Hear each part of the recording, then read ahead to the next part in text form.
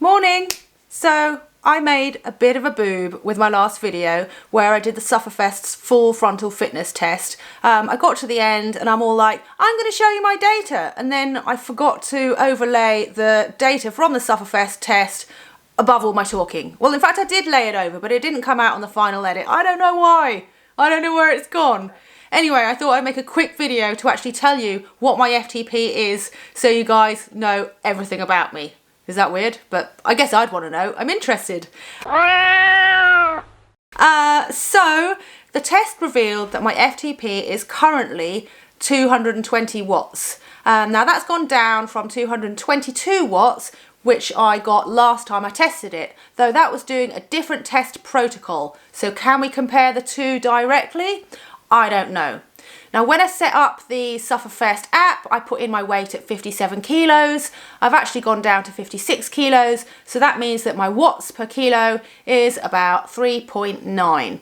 So that's fairly decent and should mean that I can hold a reasonable amount of speed. I've got to say though, I'd like that to go up. And like it or not, an easy way of making that go up would be to lose another kilo. I'm not the best at climbing hills, and you've got to think that every extra kilo you take up that hill is extra work for your body. So say you had a kilo bag of sugar and you put it in your back pocket and you take it up the hill, it's going to be much harder than leaving that at home. Now I'm sure I'll get lots of comments about how I don't need to lose weight, and yeah, I'm not overweight, but when it comes to cycling, watts per kilo matters. Anyway, the other test results reveal, as I mentioned in the last video, that I really need to work on raising my aerobic ceiling, and that is the amount of oxygen that I can take in and how well my muscles can process it and use it. Apparently I'm really bad at that.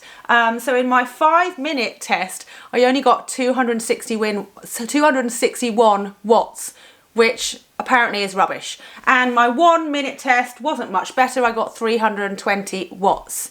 So Sufferfest have said that I need to focus on doing some really nasty intervals in order to raise my aerobic ceiling. And I'm kind of like, well, I was already doing loads of nasty intervals. Is that really going to work? Or am I just destined to be the kind of rider that I already am? Other data on the test shows that my sprint is good compared to my FTP, although actually the result that I got, 720 watts for my 5-second power, is pretty poor for me, and that's because I couldn't get in the right gear on the watt bike. My max sprint is should be about 1,000 watts. I can't hold that for 5 seconds, but I would have thought that my 5-second power would at least be closer to that. And that brings me on to the next subject, which is if you train one thing really hard, it's often at the expense of other things. Let me explain. A few years ago when I first started actually training for bike racing after I'd quit smoking and all that, I focused really heavily on sprint training because I didn't really know what else to do. So I used to go out and I would do 30-second max sprints, and I would do a bunch of those, and I'd do a lot of explosive stuff. And as a result, my sprint got really good. Last year I started working with Epic Coaching, and they've had me do a lot more sustained power stuff, which means that when I get to the end of a race, I've still got enough energy to unleash that sprint. However, working hard on that sustained power has meant that whilst my FTP has raised a hell of a lot, my sprint has actually slightly gone down.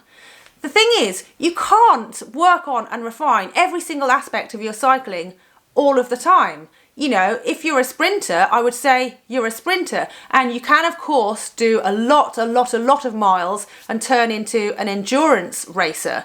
But there are certain things that are really built into your body, and I wonder how much energy I want to put into changing those things when I could spend that time refining one of my strengths and get really good results that way. Anyway, I don't want to waffle on too much, just wanted to let you know my FTP.